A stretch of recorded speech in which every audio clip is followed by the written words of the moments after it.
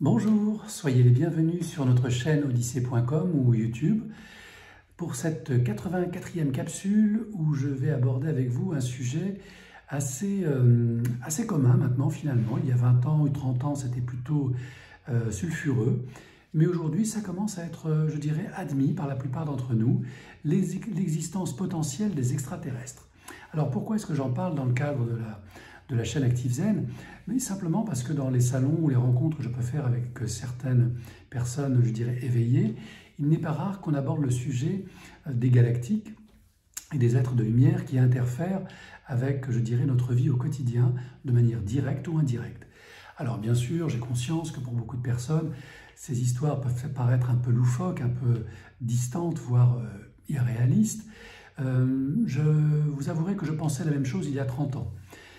Bien évidemment, depuis, sur mon chemin d'évolution et à travers les différentes expériences spirituelles qui m'ont été données de vivre, j'ai un peu mis de l'eau dans mon vin, pour ne pas dire changer complètement ma perception des choses. Alors je vais vous donner bien sûr le fruit de mon expérience, libre à vous d'y adhérer ou pas, bien évidemment, vous êtes libre, mais il me semble essentiel aujourd'hui de vous dire un peu où j'en suis par rapport à cette histoire d'extraterrestres et de relation avec ces fameux galactiques. Donc très honnêtement, on va d'abord partir de choses tout à fait simples et rationnelles.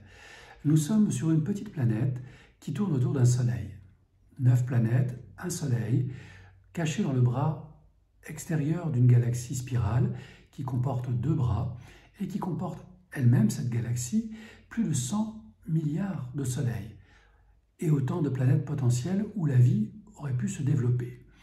Notre Terre a quelque chose comme 4,5 milliards d'années d'existence, notre galaxie bien plus, et je dirais l'univers a près de 14 milliards d'années-lumière d'existence.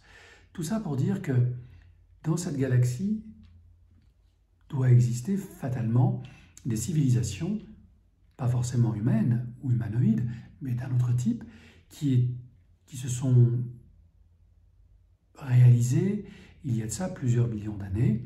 Et si l'on considère une civilisation qui n'aurait ne serait-ce que 500 000 ans ou 1 million d'années d'avance technologique sur nous, on pourrait tout à fait imaginer qu'elle ait trouvé le moyen de voyager dans l'espace en toute sécurité. Mais si l'on va au-delà, l'univers est constitué de trilliards, de billiards, de milliards de galaxies. Et encore, nous ne sommes même pas sûrs que cet univers est fini. Car plus on regarde loin dans l'univers, plus on se rend compte que notre univers s'expand.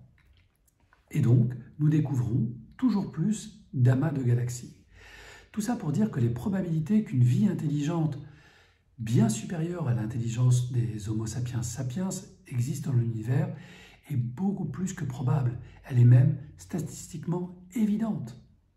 Il y a des êtres autour de nous, bien plus évolués que nous, et qui n'ont peut-être rien à voir avec notre forme d'intelligence ou même notre forme physique.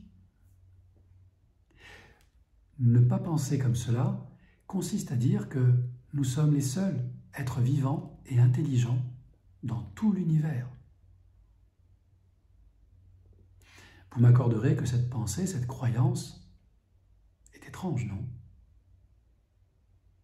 Donc, puisque nous avons raisonné par l'absurde, essayons maintenant de nous demander si ces êtres d'une grande intelligence et d'une grande sophistication technologique existent, pourquoi ne nous ont-ils pas contactés?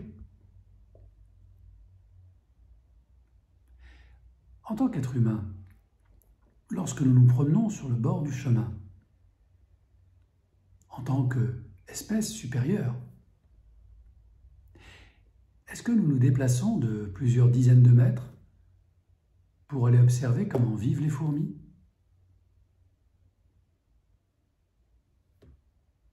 C'est très rare que nous le fassions. Pourtant, certains d'entre nous le font. Très minoritaire. Mais la grande majorité des promeneurs ne s'arrêtent pas sur une fourmilière. Une fourmilière qui est une civilisation à part entière, douée d'intelligence, de travail organisé, avec un but, une hiérarchie. Cela ne nous intéresse pas vraiment. Mais certains d'entre nous peuvent être observateurs de cela, curieux. Pourquoi les extraterrestres, doués d'une intelligence infiniment supérieure à la nôtre, prendrait-il le soin d'aller nous déranger dans notre fourmilière, alors qu'il leur est aisé de nous ignorer ou tout simplement de nous observer de loin, en observant notre état primitif d'organisation et en prenant soin de ne pas perturber notre évolution. Voilà pour le raisonnement philosophique. Maintenant, je vais vous raconter mon expérience intime, celle que j'ai pu vivre lors d'une formation en hypnose où notre enseignant nous a mis dans un état de transe d'hyperconscience.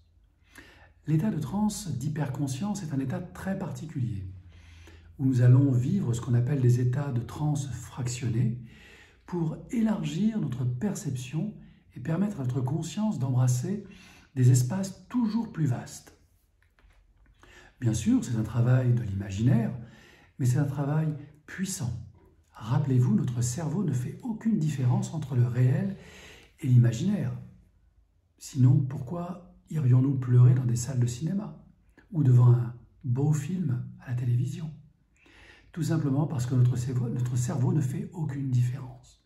Ainsi donc, vivant cette expansion de conscience, j'ai été amené à me projeter au-dessus de l'endroit où nous étions en formation, puis au-dessus de la ville, puis enfin au-dessus de la campagne où se trouvait cette ville, au-dessus du pays où se trouvait cette campagne, au-dessus des océans qui entouraient ce pays, et enfin au-dessus de cette petite planète bleue sur laquelle nous vivons.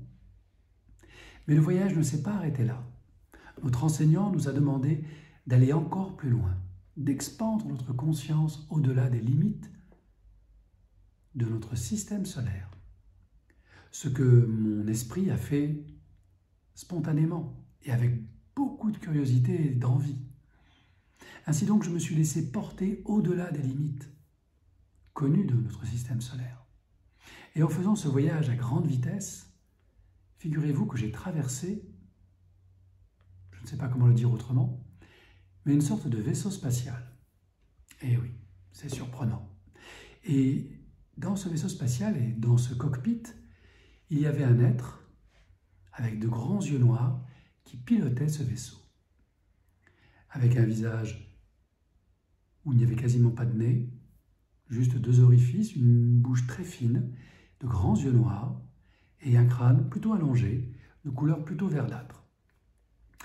Bien sûr, certains me diront, voici le retour des Martiens.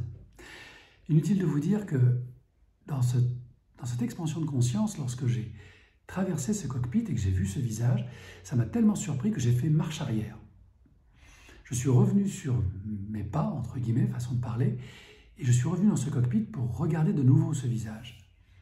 Inexpressif, impassible, concentré sur ce qu'il faisait.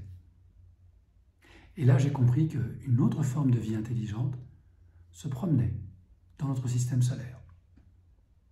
L'expansion de conscience, l'exercice a continué, je me suis laissé entraîner, et j'avoue que j'ai zappé ce moment-là comme si c'était normal, finalement, de croiser un martien ou un extraterrestre dans son vaisseau spatial très concentré sur sa conduite. Ensuite, le professeur nous a ramenés à notre état de conscience ordinaire, donc j'ai rétrogradé, et il m'est resté cette image très particulière de cet extraterrestre concentré en train de piloter son vaisseau.